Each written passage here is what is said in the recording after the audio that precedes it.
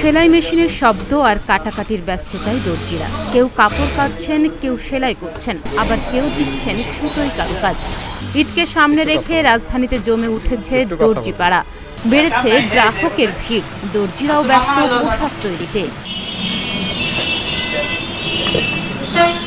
রাজনৈতিক প্রেক্ষাপটে কিছুটা ভাটা পড়লেও চাহিদা রয়েছে পাকিস্তানি পণ্যের। ঈদ উপলক্ষে দর্জির দোকানগুলোতে 20 থেকে 22 রমজান পর্যন্ত অর্ডার নেওয়া হবে বলে জানালেন মালিকরা।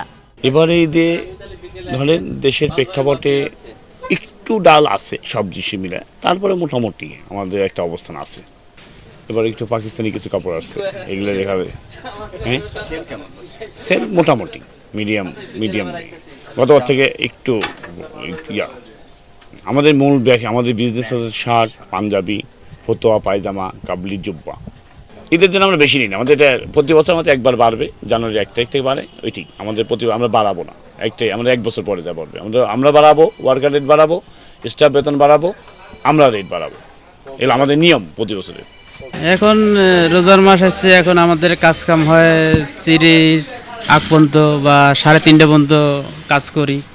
করার পরে তারপরে চিরি খাওয়া দাওয়া করি, ঘুমানোর পরে সকালবেলা উঠি আবার 10:30 বা 11টা এরকম বাজে, উঠে তারপরে কাজ শুরু করি।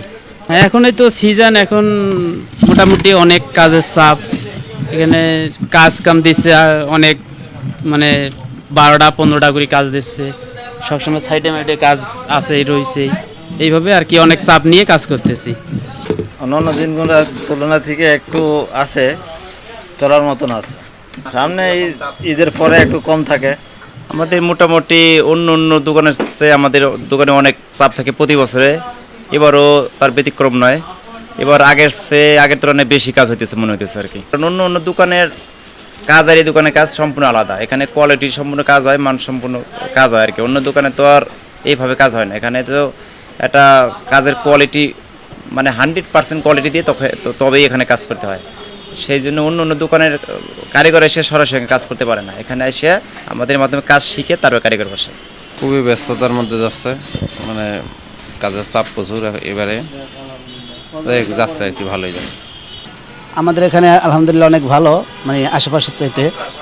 তো গতবারের চাইতে এবার দেশের পরিস্থিতি হিসাবে একটু 19-20 না, একটু কম। গতবার আলহামদুলিল্লাহ অনেক ভালো ছিল, আর এবার আমাদের আশপাশ থেকে আমাদের এখানে আলহামদুলিল্লাহ অনেক ভালো। আমাদের চাইতে বড় বড় দোকানে চাইতে আমরা অনেক ভালো আছি। হ্যাঁ, এটা নিঃসন্দেহে আল্লাহর রহমত, আল্লাহ পাকের অশেষ রহমত।